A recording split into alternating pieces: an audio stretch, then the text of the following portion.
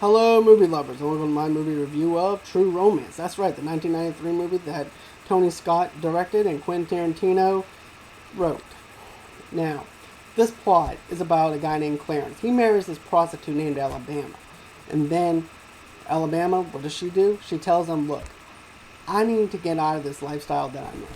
So, I have a pimp.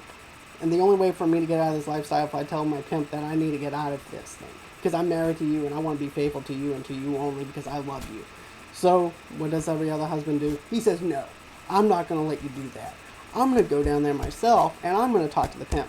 So, he drives down there in his pink little Cadillac. He knocks on the door. He goes inside. He tells the pimp this. He tells him, look, my wife, I just married Alabama. My wife is not going to be working for you anymore. Her services will no longer be required anymore. She's done with this lifestyle. The pimp sees things differently. He said, no, you need to bring her back. If not, I'm going to wind up coming down to where you live at. And guess what? Things are going to get ugly. And she's going to be working for me.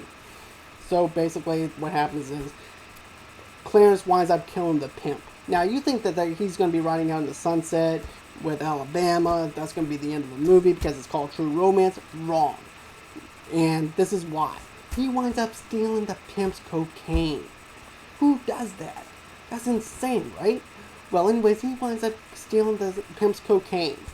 And he winds up taking Alabama with him all the way to California, trying to sell the cocaine. Meanwhile, back in Detroit, you have Christopher Walken, who comes in there, who's the owner of the cocaine.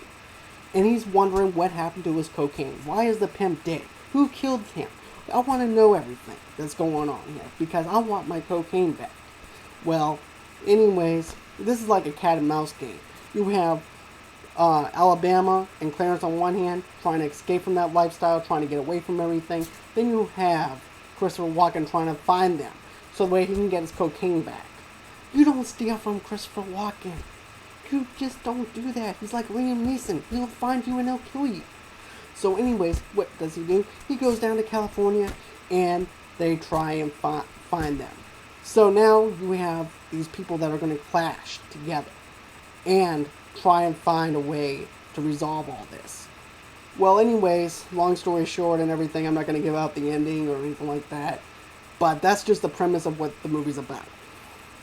So now, basically what I'm going to tell you this is, I like the acting in this. It's solid acting. The way that Christian Slater and Patricia Arquette was able to bounce off each other was really well done. You can even tell that Quentin Tarantino handprints were on this movie because of the way that the movie script was written.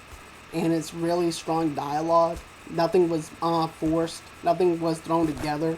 Everything was placed together perfectly as one. And this movie was just perfectly well put. And all I have to say is, if you haven't seen this movie, you need to. If you're a Quentin Tarantino fan and you haven't seen this movie, go on ahead. It's not on Netflix or anything like that. You might be able to find it on Hulu or some other place. But luckily, I had a friend of mine that actually had the DVD. I went in there and I popped it in. And I'll tell you what, it's one of those movies that it's good. You need to go on ahead and own it.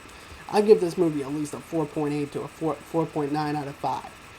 And that's all I have to say. I hope everyone has a good night. Until next time, later.